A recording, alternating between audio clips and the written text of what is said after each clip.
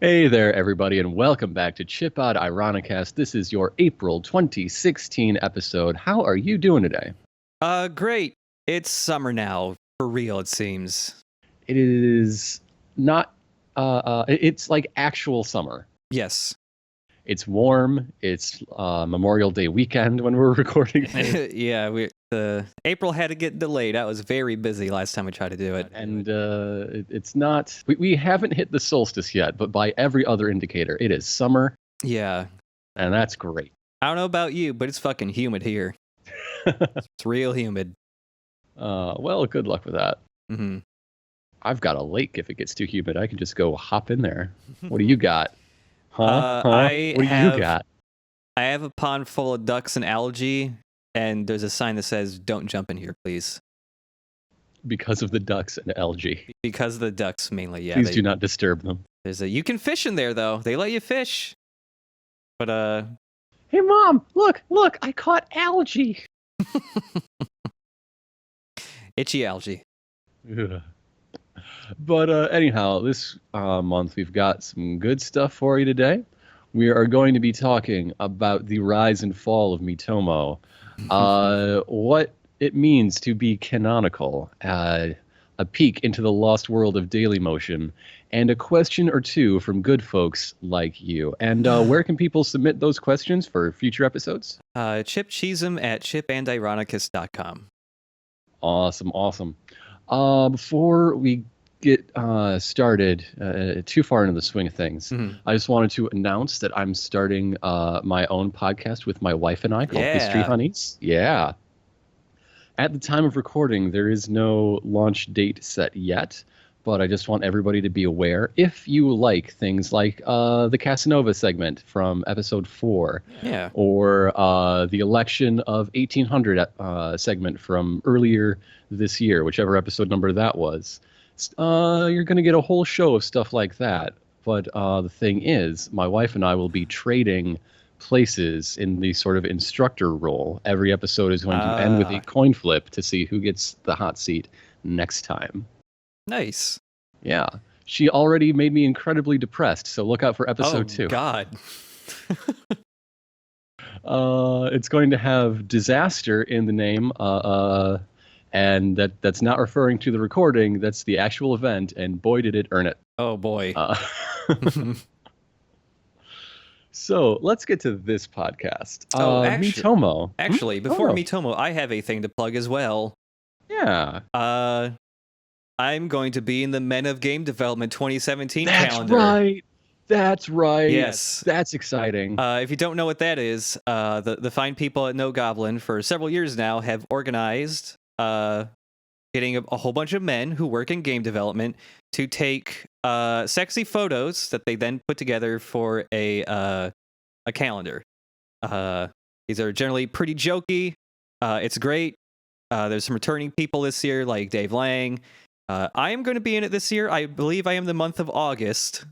I believe I am. So also... for my birthday, I get to look at your hunky body. Yeah, I believe I'm also the centerfold.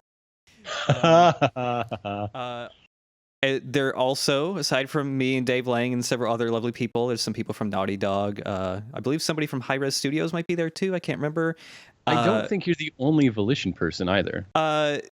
Actually, that guy, I believe, he's actually going to be leaving for High Res Studios. So by the time... Oh, okay. Yeah, by the time that's out, I will be the only Volition person in that calendar. But also, Swery, director of Deadly Premonition, Spy Fiction, D4, all great things. He is going to be in it, and I am extremely excited for that. I really want to know what his picture is going to be. It's already been fully funded, but if you go to menofgamedev.com, that takes you to the Kickstarter for it. You can just donate or pledge to that Kickstarter, and you'll get the calendar. There's a whole bunch of other goofy stuff you can get as well. I believe you can get a mouse pad with one of us on it. Sure, why not? But yeah, I am excited for that. I'm still debating what my picture is going to be, but I'm pretty sure I'm going to be a pizza delivery boy. It means I also get to buy a pizza beforehand for the photo, so. Yeah, sure. Mm-hmm. Great. That sounds like a lot of fun. If you need somebody hiding in the corner, trying to ride on your coattails, I think I know a guy. All right, give me his email. Okay, sure. But in any case, we were planning to talk about Miitomo, which sort of came and went in the zeitgeist in a very, I thought, an interestingly compact arc. Yeah, it was. It almost felt orchestrated the way it went. So I just booted up Miitomo for the first time in like 2 or 3 weeks, maybe a whole month. Yeah. I got a whole lot of notifications because people have been commenting and hearting my answers in the last time since I logged on. So thank you all for that. But while I get to the actual game itself through all these notifications, let's talk about what Miitomo is. It's sort of a social media, sort of a game from Nintendo, the first like in-house mobile app from Nintendo. Right. And you set up your Mii and give them a personality and give them a voice, which is probably the most fun thing of Miitomo. I should say that Miitomo essentially feels like a smaller, feature-wise, like branch of another Nintendo thing that just came to America like a year or so ago called Tomodachi Life.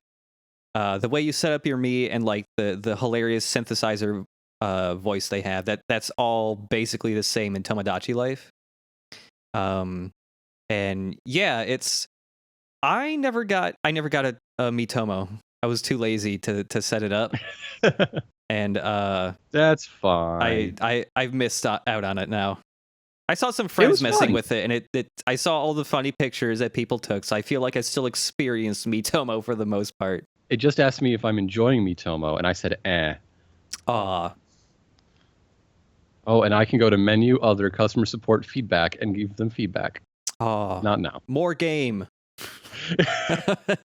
Basically, that's it. So the way it works is it's sort of like you get asked a series of questions. They're all generated by Miitomo itself, and then your friends can listen to your answers, and you can listen to your friends' answers, and you all know what one another thinks about. Well, let's see. What's a good one? What's your favorite type of junk food? Okay, yeah.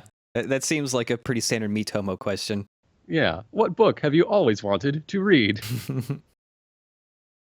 I've speaking of like when the Miis actually speak and their voices are just hilarious. I feel like a lot of the time Miis speak like they're sucking in air while they're talking. So instead of talking normally, they're talking like this. Like, that's what it sounds like to me. Yeah, I think that the best thing about Miitomo is that there is no Nintendo word filter. Yes. You can make your Miis say filthy curse words. I heard some of that, and it was my favorite thing. It's the best. But there's also a dress-up game and a photo-taking game, and I guess the most unique aspect of it. Now, the social networking thing, it's all mutual. Like, everything's a two-way street. It's not like, say, Twitter style, where where someone can have 500 followers and follow 30 people. Right. It's all mutual. So if your Mii visits someone else's Mii's apartment or theirs visits yours, you'll always get a good question when that interaction ends. And sometimes there's a random chance it will be a question that's just between the two of us, like just between you and me. What is my best feature? Right. And so instead of everyone being able to see that, only that person would get to see that response. It would just be shared between the two of you, and that I liked, and it was always very stressful.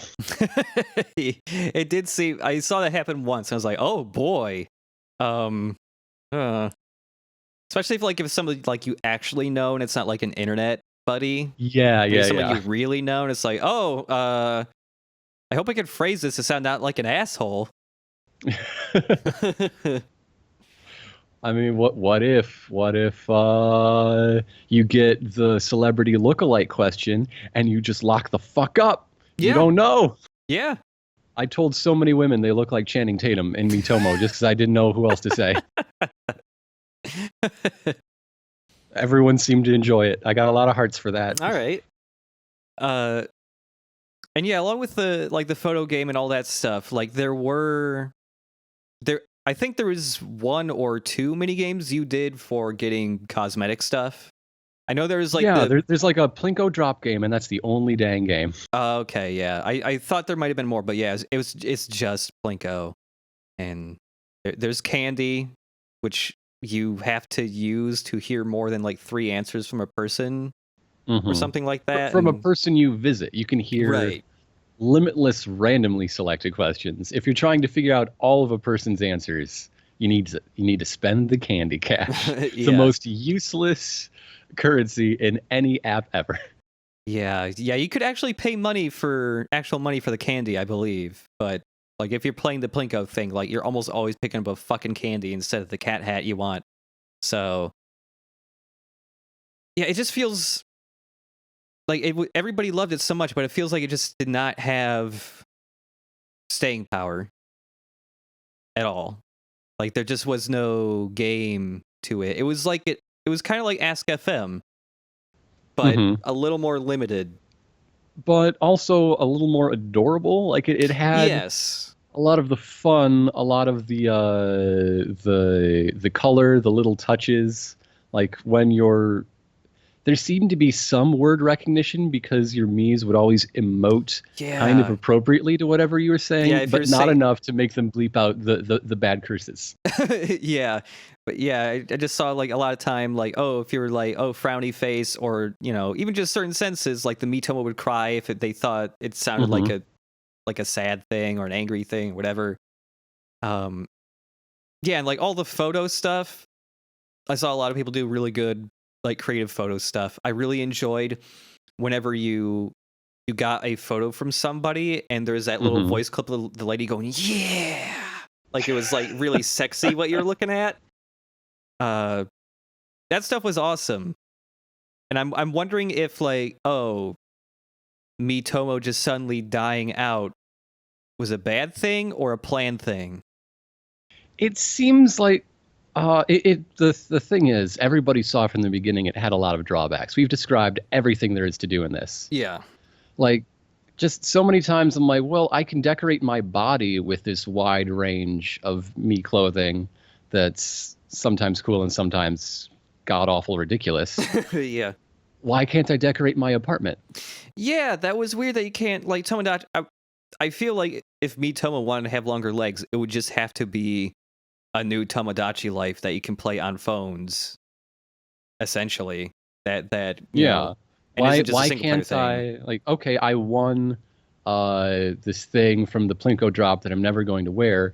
Why can't I give it away to a friend as a gift? Yeah. Or just unload my giant sack of candy that I'm never going to spend. Yeah, it just felt like there was so many more things they could have done. Like the thing is, Miitomo's like really well polished. What's there? It feels really well done, and nothing's like janky about it or anything like that. Maybe they were just taking it easy with their first mobile game. Maybe they just wanted to test the waters. The thing is, it's also a huge memory hog, and if you add any more stuff to it, it's only going to get worse. That's true. Because it's storing all of your answers, it's storing all of your friends' answers, and whether you've seen those answers or not. That's not so much, but also your entire wardrobe, all of the wardrobe that you have seen but haven't bought, all of your friends' outfits, all of it and all of the pictures. It all just adds up and in sort of a geometric progression. Yeah, from what I saw, like one of my friends, like their phone was taking up like, I don't know, 2-3 gigs or something like that with Miitomo. Something around there. Like that's pretty fucking big.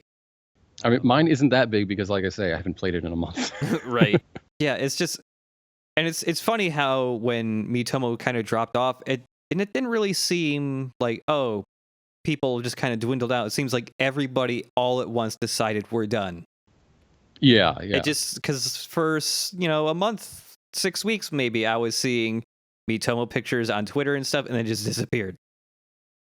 It really comes down to, I think, how much fun and creativity people put into the picture taken bits. Yeah. That seemed to have the longest legs, and that's just not my bag. I don't. Right.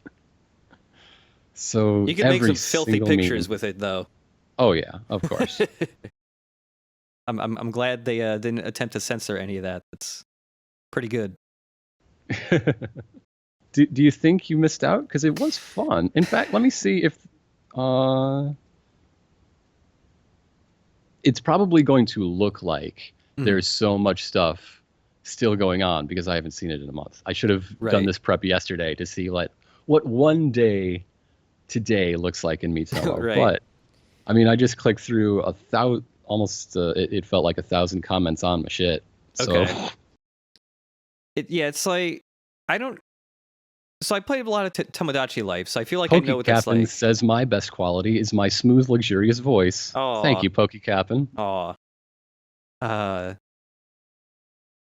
I don't know. I don't really feel like I missed out too much because, like, I know how the basics of it were like because they're very similar to Tomodachi Life.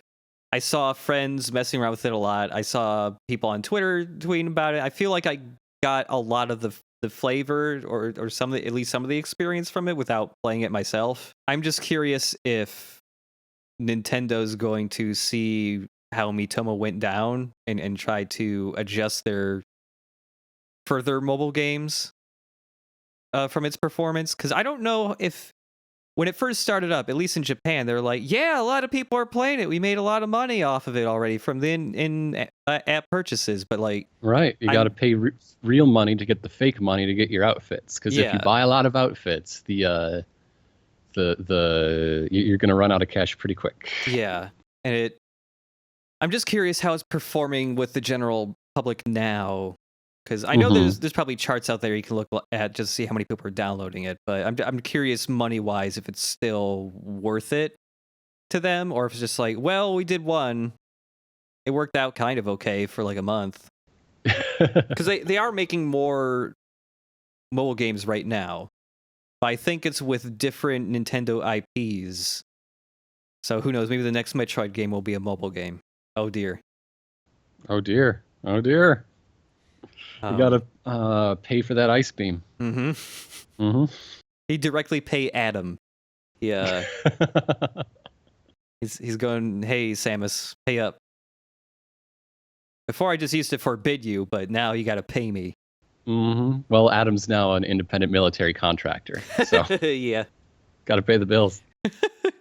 So yeah, I just think the most interesting thing about Miitomo is how when it was starting, everybody's like, I'm so excited to do this until I get tired of it in a week or two.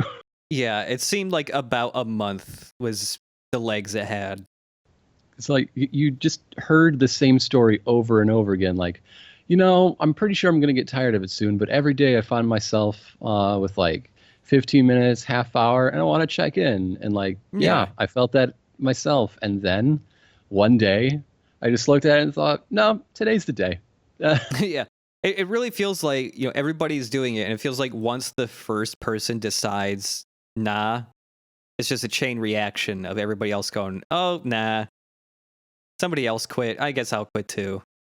It is interesting that as far as social networks go, all of them that come to mind, other than Miitomo, have two things. They can be big, like ego strokes, and brands get all up in it. Yeah, Miitomo is a brand-proof social network. It has that strong aspect going for it. I'm just waiting for somebody to stumble upon the official Papa John's me. Oh no! Oh dear. What's Papa John's best quality? Oh, this is the hardest one. I really liked when they put on the receipt how much you paid that would have to cover their people's like health insurance, because that made me realize that providing for employee health insurance isn't actually that expensive, even though that's the exact opposite of what they wanted to say. I've never noticed that. I haven't had Papa John's in a long time. It So was, I don't know if they stopped doing it, but it was a thing they did for a while at least. huh. Back when the Affordable Care Act was like being sold to Congress. Okay. Yeah, Wow, I yeah. did not know they did that. It was an Obamacare thing Uh-huh. because that's where Papa John lives. Oh, that's right. On that side of that spectrum over there. That's right. Hmm. Oh, isn't Papa John's? Oh, I think Papa John's is the chain that a few years ago put out a video of the Papa John like in his mansion talking to his son about quality pizza delivery. And they had a Papa John's delivery boy like come to his mansion, and everything was recorded with very low quality cameras and microphones, and it was just the most embarrassing, cringy thing. I'm gonna have to look that up now. I'll have to post that. He's also best friends with Peyton Manning. I don't know why I know so much about this man. Papa John. Like, Peyton Manning took him down onto the field after the last Super Bowl, like, Yeah. before they awarded the trophy and everything. Okay, yes. This was from 2010. I can't believe I remember this. If you want to see this video, please just search. Boy, do I. Papa John places his first ever online order on the revised papajohns.com. That's the name of the video. Catchy name. And when you start the video, it says Papa and Son, the first order on the new papajohns.com in Arial font. Yeah, you get to see Papa John's mansion, watch his son fumble with a crappy little laptop. They're both wearing the on-brand red Papa John shirts. Sure. So anyway, that's Miitomo. I just thought it's a really interesting case of how, they say everything has a shorter shelf life than the one before it. Yeah. But there's something weirdly fascinating about everybody going in, like, estimating the shelf life as this short and being kind of right. Yeah. But anyway, once we start going into a completely different topic that we didn't plan, I think it's time to hit one we did. Yeah, yes. Oh, good, Papa John's.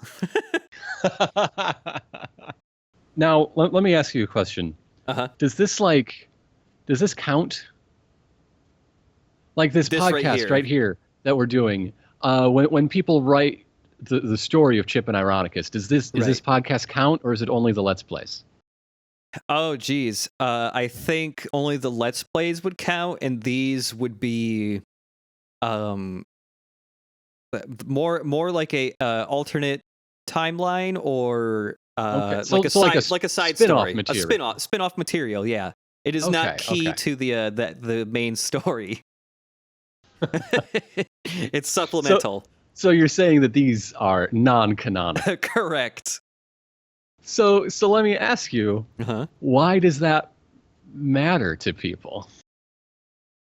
I don't know. It's weird because I don't quite know the answer, but I feel like there have been lots of times in my own life where that has mattered to me. Yeah. So I thought this episode we'd talk about what canon is in popular properties, and maybe throw out some thoughts on why it might matter to people. Mm-hmm. So basically, it is the thing that counts. You're going to find a lot of definitions out there, but that's a vague enough one that I think it's going to encompass all of them. It's the stuff that people writing future stories have to pay attention to in the past. Mm-hmm. It's what actually happened, what actually fictionally happened. Yeah. The term comes from religious studies when they were setting, the canon of the Bible. Right. And first came to fandom stuff through Sherlock Holmes fans in like the early 20th century, figuring out which contradictory stuff in the Conan Doyle stories counted, because Sherlock Holmes fans in the early 20th century were very interested in going along with the idea that these are all very real stories written down by a very real Dr. Watson for publication in the Strand. It's just a fun brain game they like to play. So most of their answers for why things seem implausible or contradictory is that Watson's an idiot. Okay. Which is why for a long, long time, the portrayal of Watson in various like stage and screen and written spin-offs and tributes was to make him a bumbling silly man. Wow. Instead of the intelligent army doctor that he was written in the stories. Huh. And now you get to see in like the Guy Ritchie films and the BBC series. And I only watched one episode of Elementary, but Lucy Liu's no idiot. So really all the modern things go harken back more to the original Watson. Right. But in any case, that's where the term comes from. Yeah. So I thought we'd start by looking at where a lot of current nerd properties draw their line. So like Star Trek, nothing is. The only canon is stuff produced, the films and television series produced by Paramount. Yes. That's it. Yep. Or I think now produced by CBS. I'm pretty sure they sold it or transferred divisions very believe recently. it's CBS now. Mm-hmm. Now, I wonder, with Star Trek, I know that I'm going to guess the answer is no. But I do know that, like, okay, so the movies count.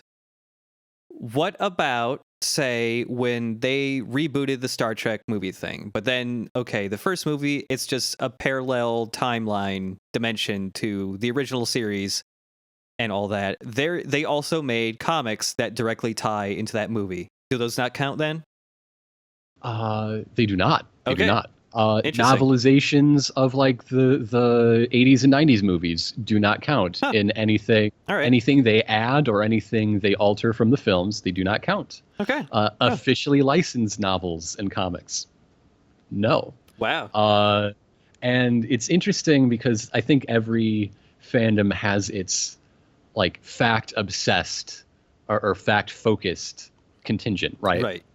And so you see this reflected in Star Trek in that the Memory Alpha Wiki is all about the films and television episodes, while everything else like is in the Memory Beta Wiki. So like officially licensed novels are side by side with fan fiction because there is one line in Star Trek.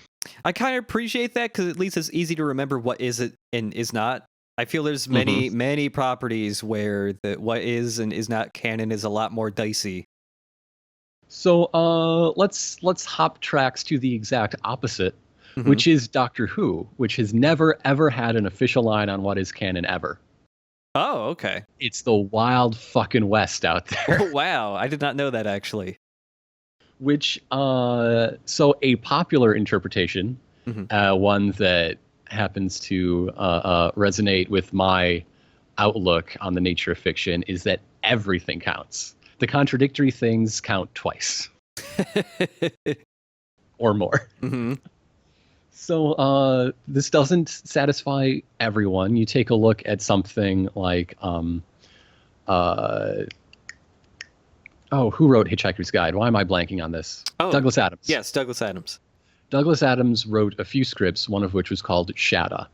The exteriors were shot. The interiors were never shot because of a strike in, I think it was an electrician strike. But in any case, they never filmed it. It was lost. So this story now exists as a reconstruction based on that the Tom Baker version that he wrote. Then there's a Flash animated adaptation that makes it a Paul McGann story. And there's a very recent novelization where someone else reworked the script as a Tom Baker story, but it differs in a lot of details, and it is frankly a much improved story because there are loose ends that Douglas Adams was clearly trying to make connect, but was so busy working on other things because this is when Hitchhiker's Guide was getting big and he just didn't have the time. So this novelization changes it for the better, but it's changed. So which one counts? Oh, God.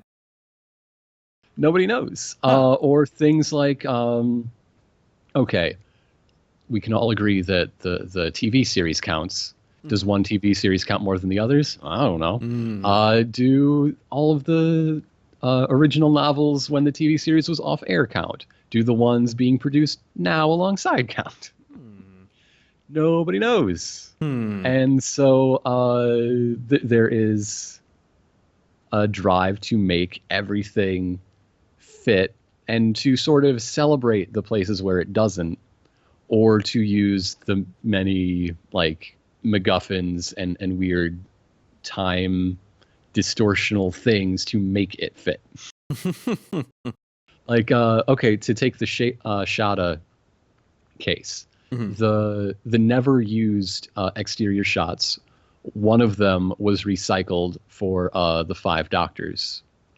So there's a theory that in one timeline, Tom Baker does the whole adventure. In another, but then later, when he gets plucked out of time from that one shot for the Five Doctors, right? That never happens, and it falls to Paul McGann Flash animation to do the thing. Huh. Yeah. Ta-da! Wow. They made it work. They chopped and screwed it in like a homemade jigsaw puzzle to make it work. Congratulations. Huh. So then I think the big famous case is Star Wars. Yeah. That's what I was thinking of too. Which famously had the tiered system. Yeah. Back before. So yeah, it was like, I know it was okay. So there's the films for the top tier, and there were a lot of novels that counted like the tier below, right? Was that how it worked? Basically, secretly or semi-publicly, there was a tiered system of G canon, T canon, C, S, N, and D canon. Oh my god. Now, G canon is short for George Lucas canon. The 6 films and any statements made by George Lucas, including unpublished production notes, would be the top tier. Like, for any TV tropers, like, stuff said by George Lucas would be literally word of God. And the whole initial of G canon works especially well there. And then there's T canon, which was television series. So you've got your Clone Wars, the Genndy Tartakovsky Clone Wars, and then followed by the CG Clone Wars. And so that was one step below. Then there's C canon, which is stands for continuity, consisting of all recent works released under the name of Star Wars. Is that the where does the Star Wars Christmas special land? I'm not entirely sure. Because George Lucas was involved with that, I believe. I think that would count as S canon, secondary canon, which is materials available to be used or ignored as needed by current authors. Yeah, that sounds that about was right. Mostly old stuff, like the Marvel Star Wars comics that divert in huge ways from what would later be considered established facts. Okay. Then there's N for non-canon, so what-if stories, and anything else directly and irreconcilably contradicted by higher canon. And then there's D canon from Star Wars Detours, which is just an animated TV series from 2013. And oh wait, it never ever really existed. Oh. Huh. Like it never aired, or what happened there? Never aired. Wow. Okay. Are there like any episodes actually available to watch somehow though, or just like did they any of them leak out? I don't think so. It was basically a Star Wars gag show from the creators of Robot Chicken. Oh, that thing. Okay. Well, yeah. So it would have been sort of like the Star Wars Robot Chicken episodes, but it would have Right. actually been a Star Wars production. And Okay. it was going to be computer animated and very exaggerated and goofy looking. Yeah, I kind of remember hearing about that now. The last public statement was that it's still coming. That was in 2014. Oh boy. So, Okay. But because Wikipedia is a special place, this one show that will probably never see the light of day still has its own special layer in the canon tier Right. that does not even exist. That's the thing, because this system was thrown out in 2014, I believe, as part of the pretty soon after the Disney acquisition of Lucasfilm. They completely changed the system. They just said, okay, here's what counts: the movies, the Clone Wars and Rebels TV show, and anything we publish after a certain date. Yeah. Right. Yeah. Yeah, that was. I remember when that first happened. That was interesting because it was just. I saw like some comments and stuff, and it's just like, oh my god, I'm throwing everything I know out the window. Like, 'cause so much stuff was like, all those novels, no. The extended universe stuff, no. That guy that has lightsabers on his knees or whatever, no. Oh, that guy. That time where they made a giant Death Star lightsaber, no. But I want to smooch Grand Admiral Thrawn. How can I do that if he doesn't exist? Oh, but man. This was actually a big thing, and some people are still sore about it. And so, speaking again about how fan works define what or reflect these judgments, this whole tiered thing was, I think, is what made Wikipedia the thing that it is. It sort of sends the message that there is a true fact, there is judgment. Like, if you know the source, then you can rule what is real, what counts. And so the act of being a Star Wars fan became the act of compiling these fictional facts. Yeah.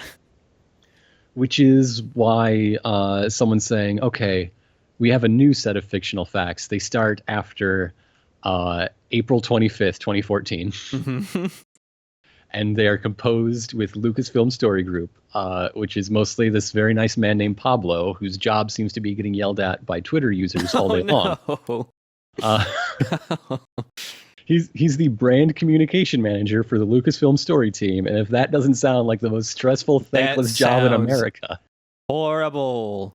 But he's a warm, pleasant man, regardless. They pick someone with the right temperament for the job. All right. So that's sort of a schism. And again, you see that in Wikipedia, because there is now the Legends tab and the Canon tab for nearly every page. Oh, God. You can still see all of the ridiculous adventures Han Solo used to get up to.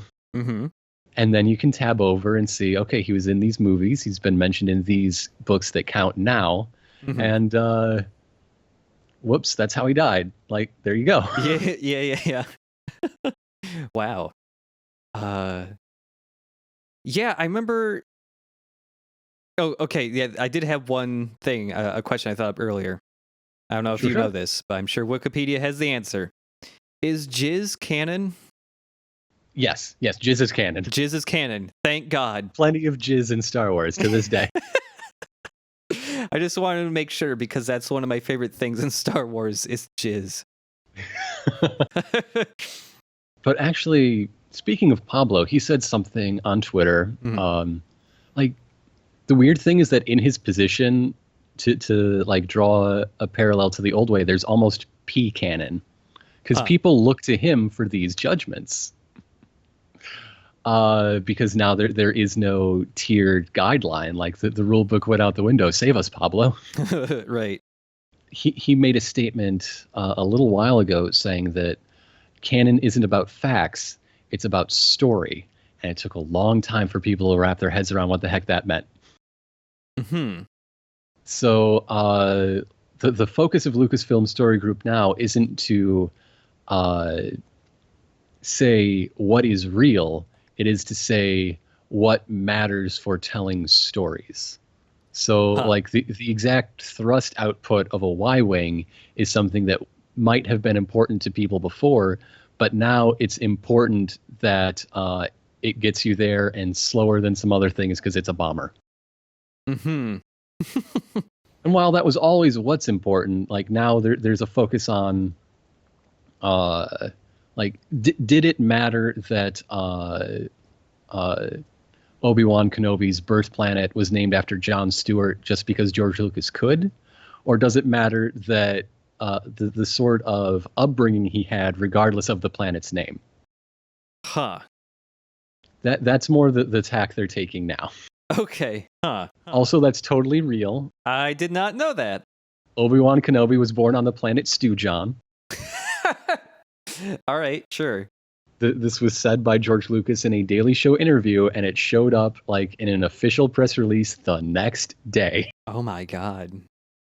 That's amazing. In fact, if I can recommend somebody else's podcast, there's a show called Never Tell Me the Pods. Mm-hmm. It is a Star Wars podcast. And they had an episode recently, I think episode 6, that's all about this, the changes in what canon means for them as Star Wars fans, and the statement about story, not facts from Pablo. And one of the hosts is like a hardcore Wikipedia-ist. Wikipedia-ist. And him trying to like come to terms with what this means for him and people like him going forward. It's very interesting, actually. But so now that we've talked about what canon is and what some people, what it means to certain brands, I thought it would be interesting to sort of throw out some ideas on why it matters to some people. Mm-hmm. Go ahead. Sorry. I feel like at least for things I've been really into where there have been debates and like, this is canon, this is not canon. Like, for instance, Metal Gear. Yeah. I've seen some people go, this is not canon because, okay, most of the Metal Gear games headed by Kojima. A couple of them aren't.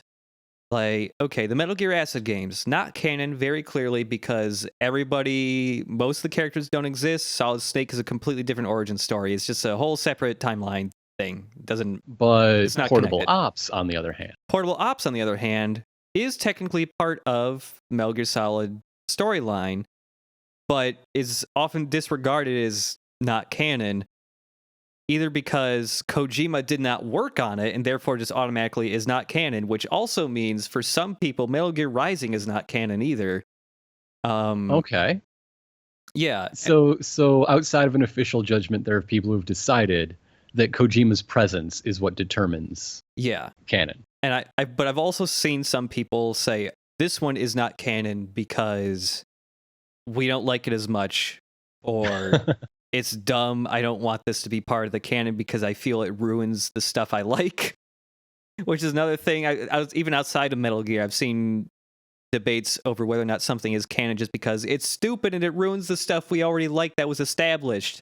Let's say it's not canon so that it feels, because it's so important to them, like what is and isn't for the thing they really like, because if there's a part of it, an aspect of something they don't like, it just feels like it ruins the rest of the material for them. So they have to say, it's not real. It's not real. It's not canon. Therefore, the stuff I like is still good. No, yeah, I totally get that. I kind of see that sort of thing in a lot of places. Yeah. Yeah. One idea that I've seen that's interesting is that it's a economic decision. Yeah. Like, okay, if I have to listen to all these Big Finish audios, never mind paying for them all, just where am I going to find the time? It's easier to say, it's not canon, so I don't have to. I don't have to know who, Bernice Summerfield is to really know Doctor Who, because she's not canon. Right. But what I'm really saying is, man, those books are hard to find these days. It's not the early 90s anymore. Yeah, and sometimes it seems like, if something isn't essential, then it's not canon then. Right. Like, just if you never read or watched this stuff or whatever, it doesn't affect anything else. Like, all the stuff that is quote unquote canon will not be affected if you know or do not know about these things. For instance, like, this is actually funny because canon for this series is, there isn't that much of it. Uncharted. There are 4 Uncharted games, but there's actually 5. There is one made for the PlayStation Vita, not made by Naughty Dog. So a lot of people seem to act like, well, it either doesn't matter or it's not canon because, like, it never comes up again anywhere else. And then that got thrown out the window because there is a single reference to it in Uncharted 4. So, and it's weird because I've tried reading like the Uncharted wiki to go like, what even happens in that prequel game? And it turns out the Uncharted wiki is really shitty. Oh, it's not maintained particularly well. Maybe that's because they don't have a job to do. You know, like they don't have these. There's really no friction, so they don't have to sort things out, so they don't have to compile it. Yeah, it's like there are a couple people who are doing that, but but they're not contested. There's no real demand for it. Like, there are Uncharted novels. There's several Uncharted novelizations, but everybody just goes, "Oh, those aren't canon. They aren't the games." So there you go. Right. And nobody debates that. Meanwhile, you look at like the Silent Hill wiki, which is full of people throwing out ideas. Yeah. Because Silent Hill doesn't really hang together logically by design. Right. But if you're making a wiki, there has to be logical cause and effect, dang it. Yeah, totally. So they have a job to do. So it flourishes and it grows in some strange directions, I will grant you. But but there's work to be done. Yeah, that's the other thing too, is that in works that are very loosely connected or aren't even really connected at all, but are like from the same author or share lots of things, people still feel the need to find out or even cook up a way to say they're all connected somehow. Like, for some people, there just seems to be a need for an established like link between everything, or else it doesn't work for them. Else, how can I predict what's coming around the corner? Yeah. How am I supposed to have expectations? Yeah. Yeah, I can see it as a desire that comes from wanting to be very proactive in your consumption, in your enjoyment. Yeah, like, you can't just watch and enjoy it. Like, you have to catalog the enjoyment almost. I don't know. Right. I guess that's what I kind of do. So, I don't know, how important is canon for you in general? I don't think about it very much. If I'm a very in the moment, I'm an in the now kind of guy. Right. I'm a guy that worries about if something is contradicting, I want to think about why later. I want to see if there's an interesting reason for it, and I want to see if it like highlights a theme or develops an idea. And if it's just a mistake, you're like, well, nobody's perfect. Right. Or maybe, well, this show is very shoddily made, you know, if I'm not feeling very generous that day. Yeah. For myself, it seems to, I feel like it really depends what it is. Right. Like I would say the main thing would be Metal Gear for me, where I've been so invested in that series for well over a decade now. And so now it's not so much a I'm not worried or maybe not caring is the right word, but I'm not like, oh no, this thing has to be canon. This thing can't be canon because I don't like it. It's just that it's such a, nothing was written, planned in advance. Each game was written, and then when the next game had to happen, they looked at the previous stuff and went, what can we make from this that feels logical and makes sense? And just because it was made like that, it's fun for me to track what counts and does not. When the game was first written, everything counted. Right. And then things get retconned. It's like, oh, that doesn't count, but why? But why, Kojima? So there are, in the history of Metal Gear, there have been retcons that don't necessarily fit well. You know, they Right. don't. They aren't exactly seamless. Yeah. So, were there any cases when you were younger and more in that earlier mode that just really didn't sit well with you, or and how do you think your reaction to them might have changed nowadays? I think when I first played Metal Gear Solid 4 and Ocelot was never possessed by Liquid, after the previous game already provided a good explanation as to why he could be possessed by a ghost in his arm, that was the one thing I can think of that it really popped out to me, and it felt jarring because, like, plot events that happen in Metal Gear Solid 4, like who are the Patriots, that stuff actually did seem planned, not as of Metal Gear Solid 3 when those characters were introduced, but when they made Portable Ops, because that was being developed the same time 4 was. Not by Kojima, but there was some... It seemed like there was some memos going back and forth. Yeah, there were some memos going back and forth. Like the final phone call of the game, like basically states that, oh, the guy who started the Patriots is Major Zero. So like that stuff planned out at least a little bit ahead of time where they could foreshadow it the game beforehand, even if it was a handheld game. But yeah, there's already a good explanation that everybody thought was going to be real, and it's the weird thing is that it still kind of technically is the explanation. It's just that Ocelot decided, oh, I don't want to be possessed by a ghost, but I'll pretend I am.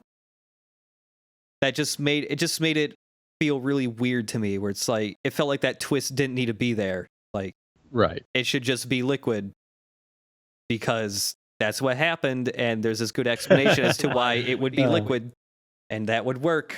The initial reveal of the MGS3 staff are the Patriots. That also felt a little weird, just because like the reasoning behind why they are now the Patriots is like that, you know, okay, I can believe that, but they just don't show the build up to it. And because of that, it just makes it feel like, oh, this doesn't seem right. Yeah. And then there's a lot of other little stuff too, like suddenly turning Dr. Clark from MGS1 into paramedic, for instance. When every time they referred to Dr. Clark, they always referred to Dr. Clark as a male, and the explanation you're supposed to take is just like, oh, well, I never met the person. I just assumed they were male. Stuff like that. But yeah, I just find it fun to piece together, I guess. So I guess that's a little bit on how canon might be treated in some of the more popular cases. Why, like the effects of treating it that way, and why it seems to matter to so many people. Yeah, and some personal experiences thereof. I think that brings us to topic number 3. Oh my god. Dailymotion.com. Oh boy. This podcast is not brought to you by Dailymotion.com. I was looking at Dailymotion, which... So if anybody here listening to this had watched when we did our Ratchet and Clank stream, we talked about this a tiny bit. Yeah. I was checking up on Dailymotion, the Kmart of video hosts. It's so appropriate. It's really, right? It just feels like... Dailymotion feels like the place you walk through. There's like 3 employees. It's very big and open, but very quiet. There's maybe one person looking through bargain DVDs. And you start to wonder if you've fallen through time. Yeah. There's no video games section, but they do have a place that has 5 discounted video games, one of them being Shrek Super Party for the Game Boy Advance, that's what happened last time I went to a Kmart like a year and a half ago. Kmart no longer sells video games. They stopped because they just don't make money off anymore because nobody goes to Kmart. So they had TVs where the games used to be, but they did have some game stock they had not been able to sell off yet. One of them being a Shrek game for the Game Boy Advance in 2014. I can't imagine why that didn't fly off the shelves. Yeah. But I was looking at Dailymotion. Yeah. I was looking at Dailymotion just because some of our videos are hosted there. Like forever ago when we first started LPs, I had a different account that had some Beyond Good and Evil stuff on there, but also some of our anime theaters there, just because their copyright filter doesn't really look at anime. Work? Oh, okay. It doesn't really seem to work. Like it definitely exists, but like the only things on their filter are like music videos and nothing else because nobody cares. But I decided to check, like, okay, are there Let's Plays on Dailymotion, and is there a Let's Play community on Dailymotion? And the answer seems to be yes.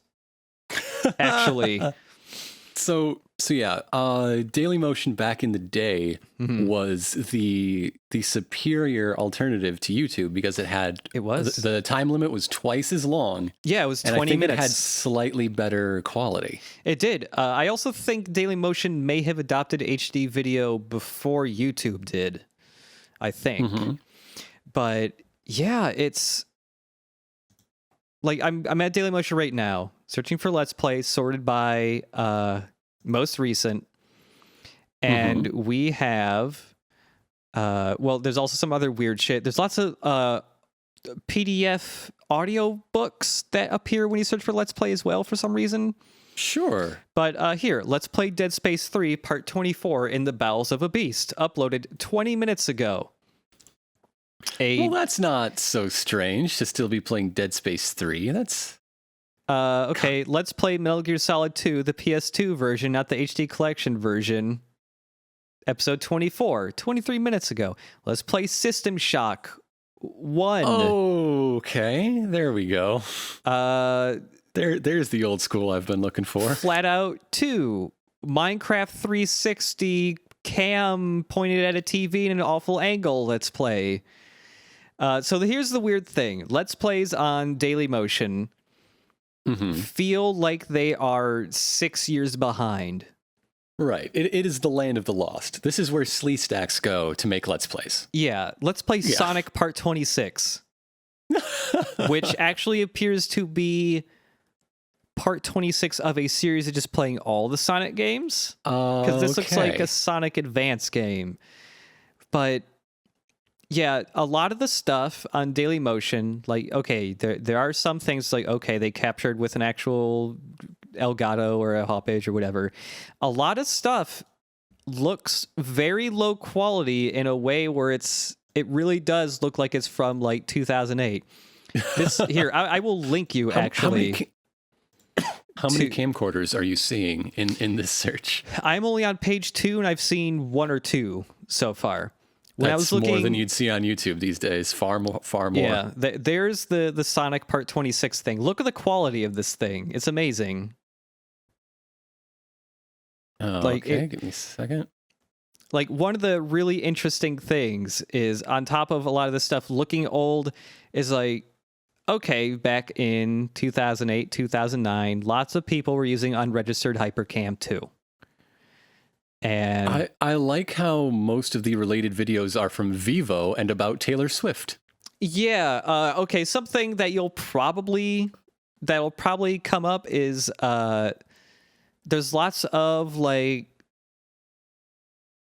movies from India uploaded to Dailymotion.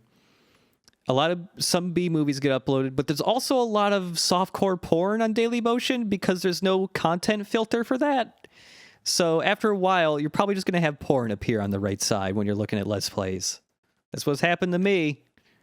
I like how this Sonic video starts in mid-motion, in mid-sentence. Yeah. In mid everything you can be mid of. Yeah. Now, actually, I need to check. Oh yeah, that's what I thought. So here's the interesting thing. There are lots of accounts that are uploading Let's Plays that look very old.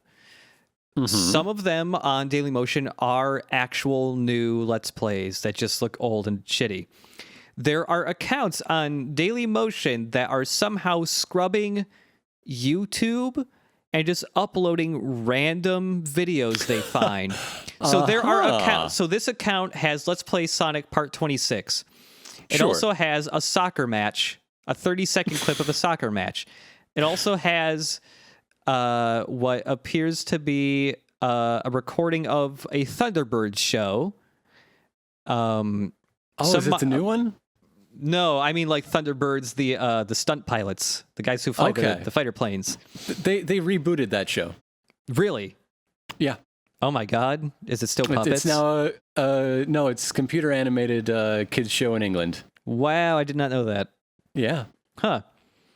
But yeah, this account just has like The Last of Us walkthrough Part 26 with the face cam on the left. Like this is not the same person. This is a bot account uploading random ass videos it scrubs from the internet. So in order to stay afloat, Dailymotion is just taking all comers, and some of them are robots that don't seem very intelligent or directed. Yeah, like here's another Let's Play video it has that's about how to catch a specific Pokemon, and it looks like it's from like 2008, 2009. It is a crappy camera pointed at a blown out, overexposed DS screen at low bitrate. That's really all you need to know about that. Oh, did you know that Taylor Swift Shake It Off outtakes are also related to this video? Oh my God. See, related videos I've got are Prince of Love Dial a Date 1995. Oh my God, actually I'm clicking on that. It looks amazing actually. It's a 30-minute thing on how to get hot ladies by calling this number. Exotic Animals of the Jungle. 2-year-old girl and baby gorilla share a fun time. I really hope that's not the softcore porn you were promising. No, it looks like they're at a zoo and they're having fun. Places you must visit. It's a picture of a forest. Beautiful landscapes around the world. But yeah, there's just accounts that are uploading old. So in the previous podcast, I was like lamenting the fact that like it was hard to even like you could find a way to find old Let's Plays on YouTube by searching just through Google. But a lot of the truly bad ones no longer exist because they were tied to accounts that were no longer being used, and therefore YouTube culled them. Right. But seems like those videos can still be found via random video uploading bots on Dailymotion. Yeah, on the day of that Clank stream, you sent me BioShock 2 and a Forza Horizon 2 video, each of which were poorly angled camcorders. Yeah, there's another one I found. I don't think I sent to you. I'll see if I can find it maybe. It was another bot that just uploaded a random video it grabbed of somebody playing The Evil Within, which launched only 2 years ago, but it was a camcorder LP. The camera was very far from the TV.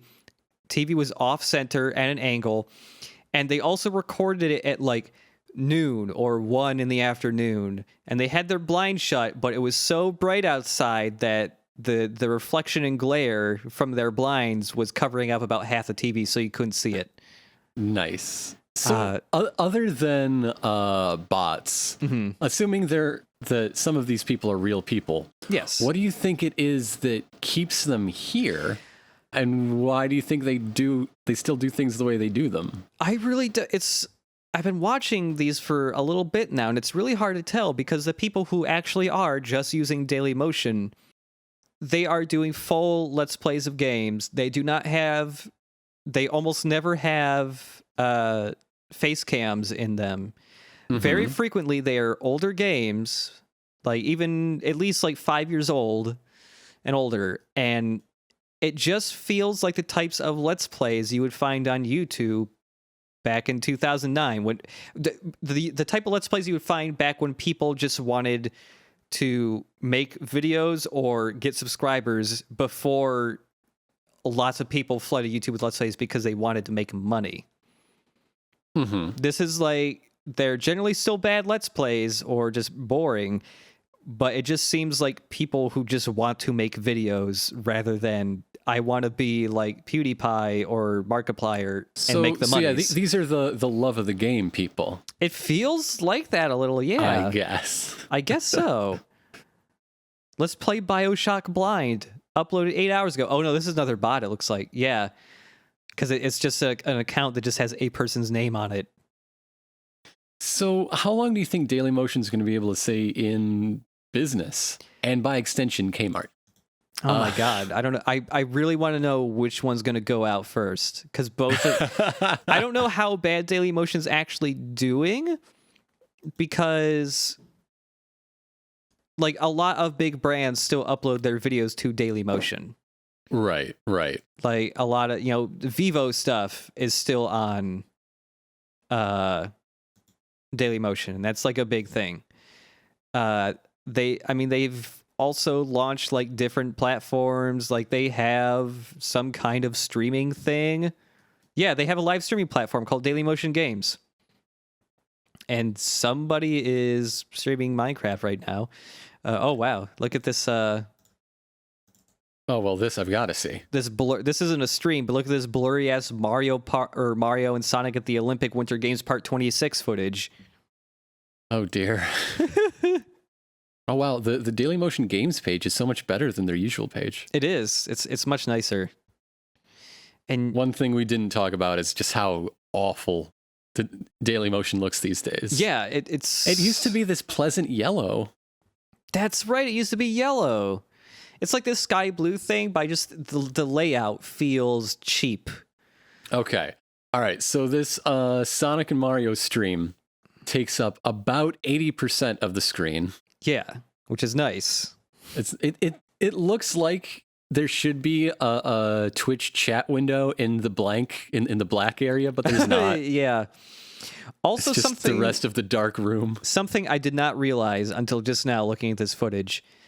The person playing this game is playing it on an old-ass tube TV. Yeah. Like, look at the bevel around the TV. Holy shit. Yeah, I was gonna say. Wow.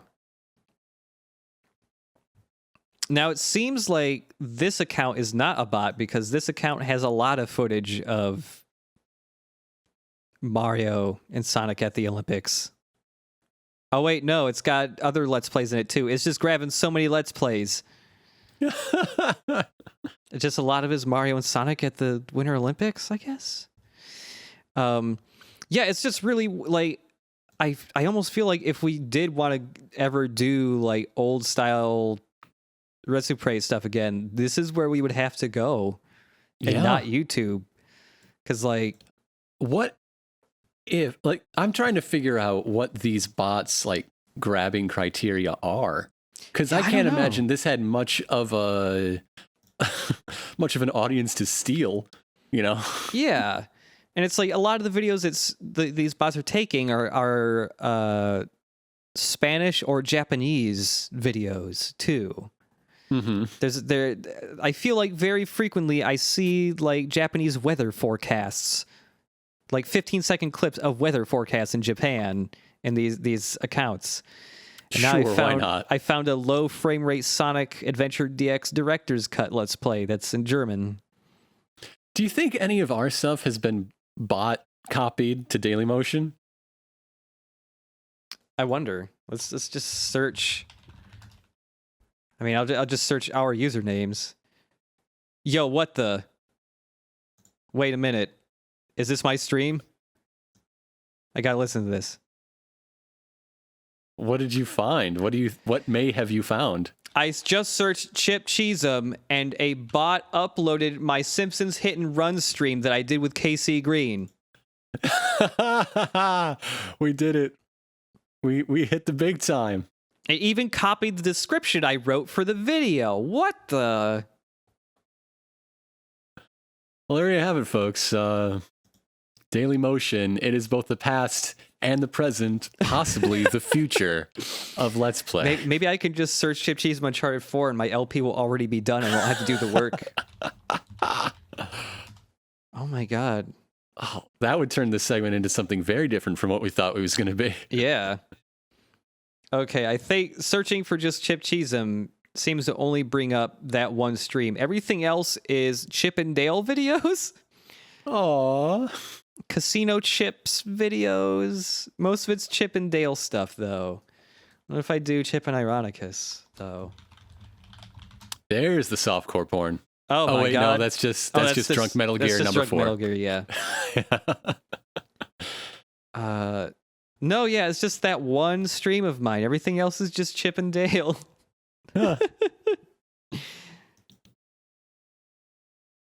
That's so weird. So, there's your update on yet another old blast from the past video host. Maybe next month we'll talk about Stage 6 with you. Oh, Jesus, Stage 6.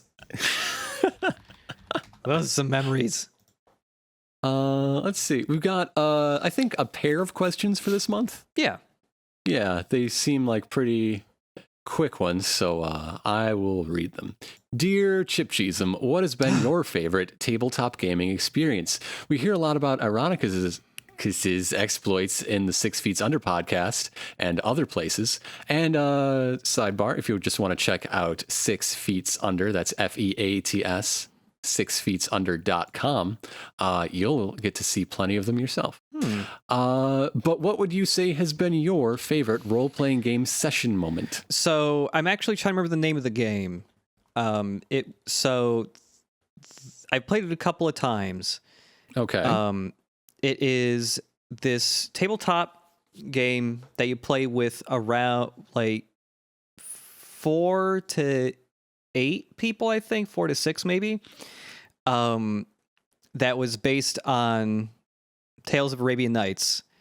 That it was really interesting. So there's this really big map, and you're going around to the different countries and all this, and you pick different characters. You all start from the same point, and the goal is for each character to just go and have an adventure. And whoever there's a card that your character starts with that's just randomly drawn. That's like, this is your goal in life. You have to fulfill your goal in life via this adventure and get back to your point of origin first, and that's the person who wins. Was it Tales of the Arabian Nights? Maybe. It's a game that for a while was out of print. Okay. If this thing has a massive book along with it, then yes, this is the game.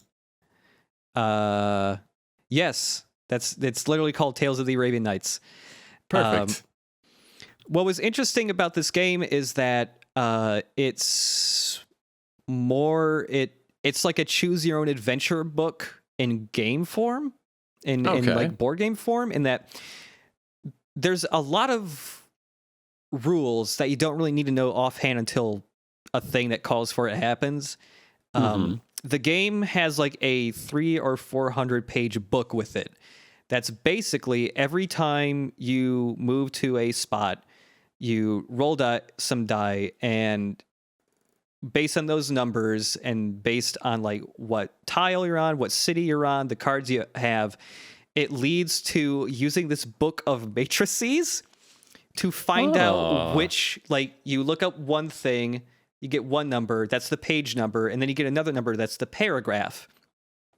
And each paragraph is a different situation that happens, and each situation has like 3 or 4 choices, and sometimes the initial situation changes depending on the status of your character or what cards you have or what time of day it is. Like, there's so many variables that, like, I've never once like had a repeat situation in this game. And this is a game where pretty much it is impossible to get through this game unscathed. Bad things is going to happen to every single person playing the game. Oh no. And that's just where a lot of the fun comes in, because you have a lot of stats too, kind of like special stats in Fallout or whatever, that help you determine what type of decisions you want to do, because you're better at some things than others. And it's just a lot of fun, like trying to if you want to role play your character to always make these types of decisions and all this. And every time you play it, it just like the type of adventure that folds out for your character is always so different and always generally ridiculous. Sometimes the paragraphs don't quite match up with what happens, because one time I became stranded in a boat in a desert in the middle of a country. Sometimes things like that happen in the Arabian Nights too. So okay, maybe that's fine then. But yeah, it's a lot of the stuff is based on, you know, Tales of the Arabian Nights, and I don't know, it's really hard to explain just because of how the games are very long. Like, I want to say every time I played the game, it's been, for 4 players, 2.5 hours. That's long enough to keep you from getting beheaded that day. Yeah, that makes sense. You can kind of come up with house rules too, if like some things just make the game drag on too long, or there's some things you don't like, because all the mechanics kind of feel like compartmentalized. Like, you can remove something and the rest of the game will still work. And yeah, it's interesting because Tales of the Arabian Nights, because, you know, a lot of the time is so the other thing is too, when you're doing the matrices book that kind of like determines what happens to every character, you pass the book around each turn to the next person so that they have to read from it. And so, you know, there's like fun, like trying to be like a narrator and all that, if you want to do that too. But with I just lost my train of thought, son of a bitch. Every time you're playing it and like you get fucked over, like maybe you're sent to jail or something, like literally no matter what is happening, there's a lot of scheming you can do. Like, on top of the role playing and all that, there's lots of ways to bone other people over. You can curse people, you can force them to become friends with the griffin and then have them get killed by the griffin. That's what I did last time I played this, I believe. Nice. But on top of that, like, the game just feels like you spend a lot of time, each person, like, just flipping through the pages to find what thing you have to read this time around is. And I thought, like, oh, maybe this would be better as a PC game because it would automatically look that stuff up. But I think missing that giant book and just having it automatically go for you would actually remove a lot of the fun. Yeah. Just like physically being there with everybody to see what's going to happen, like having to read it to that other person, especially if it's like, oh, this is going to be really bad for you, and like reading it to them and seeing what the reaction is, I think is like a lot of the fun for me in that game. Like, I don't know, it's just a really cool thing that's like really maybe needlessly complex for how many things happen in that game, but it's a really cool game. I don't know if it's like still easily available. When my friend got it, it was a reprint that went out of stock very quickly. And it is listed as in stock on Amazon right now. Tales of the Arabian Nights. Great, because for a while it was out of print for close to a decade, I think, before they started reprinting it. But I remember last time I looked, it was still like out of stock. Yeah, Tales of Arabian Nights. It's really cool, I think. It's a lot of fun.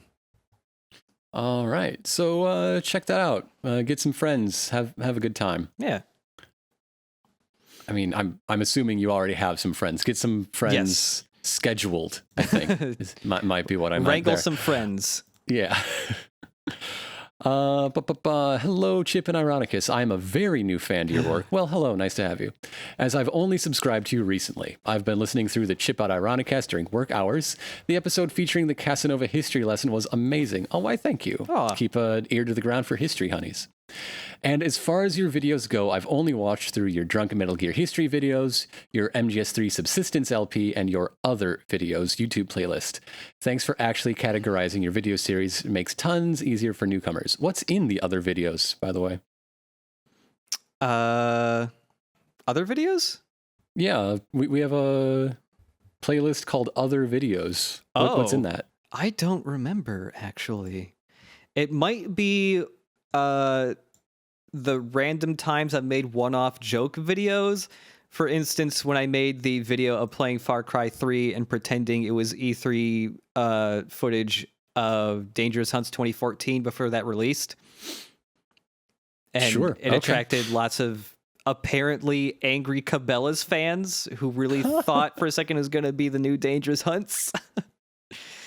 But okay, to the question. So as far as questions go, which video series of yours would you recommend I watch next? What is the quintessential Chip and Ironicus Let's Play series? Well, I mean, Uncharted 4 just came out, so those three I think we do really well on. Yeah.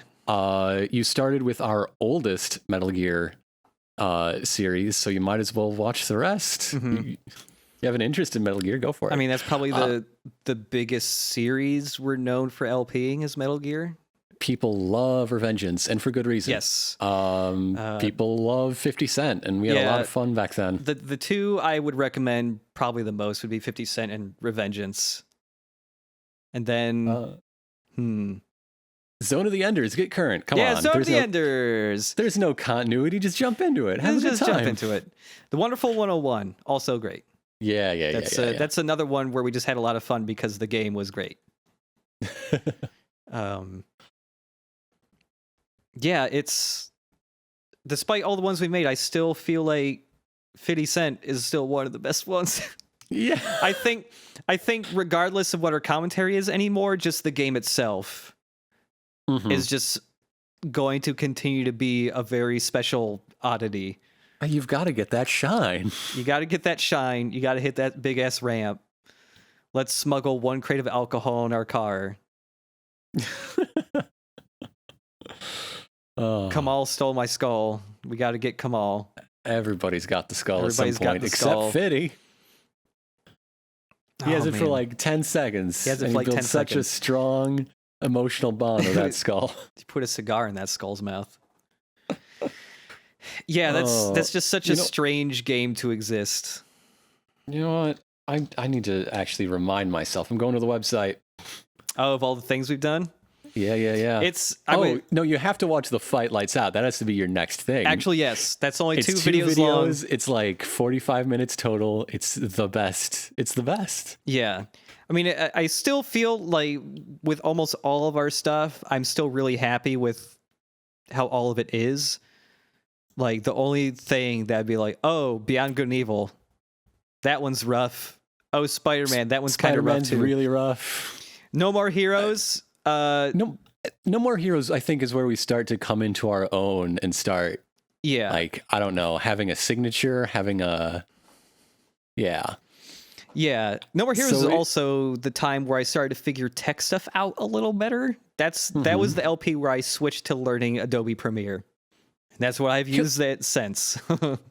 Killer 7, I think, is fun. I mean, if you could listen to all the old tech stuff from MGS3, Killer 7 is only 1 LP older than that, so go for it.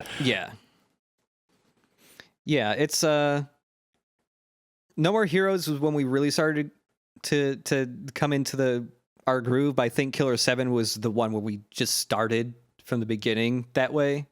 No More Heroes, I still feel like we took a little bit to settle in because like the first 2 or 3 episodes were done over Skype live, I believe.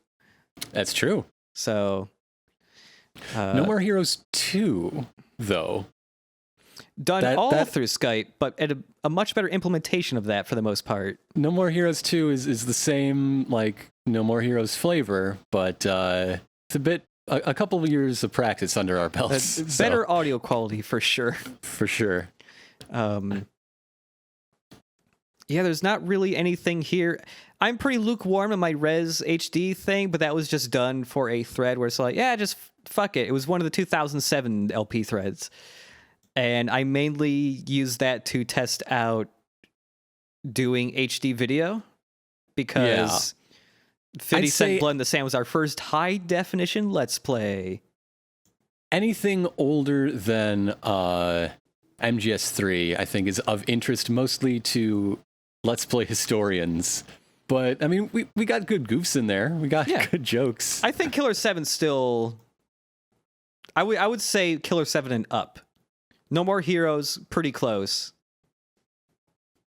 Because I feel like we did some fun stuff with Killer 7 for sure, too. Oh, and I just love that game. The other videos that has the mystery games, I think those were foundational. Yes, they were. Those are important. They are. Mystery games were done in between Spider-Man and Beyond Good and Evil. Were they? I thought they were. Yes. Okay. Yeah. Yeah, they were done in between. And far better than either of them. Yeah. The very first one, not the very first one, because that's Big Rigs. The second one, that's the hunting game. That one's basically unwatchable to me because it's just constantly flashing yellow. It wasn't when we recorded it. I'm not sure what happened there. It was an old ass game. There was weird DirectX issues. But yes, the original mystery game trilogy.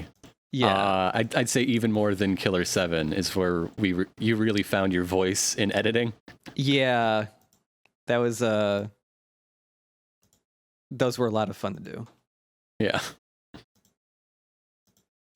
So there's some recommendations and reasons for each. If you have a favorite, feel free to reach out.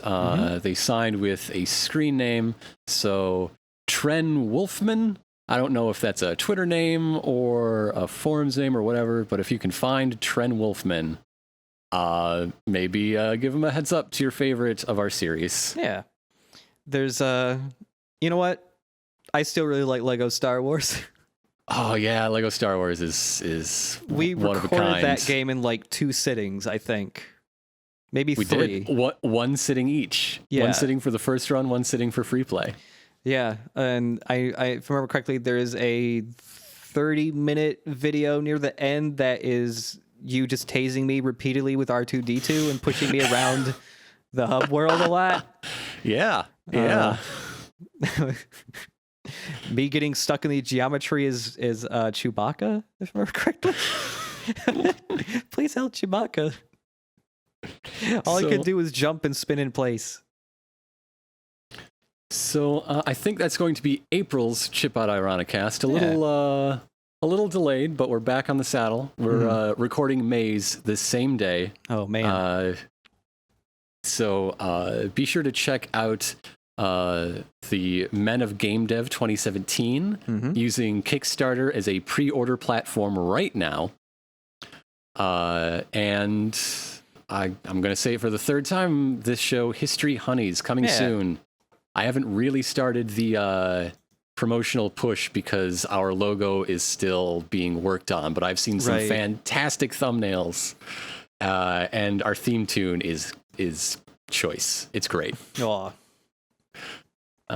So I guess there's nothing left to say, but we will see you with next month's podcast in just a few days, I imagine. Yeah, probably. So good night, folks. Good night.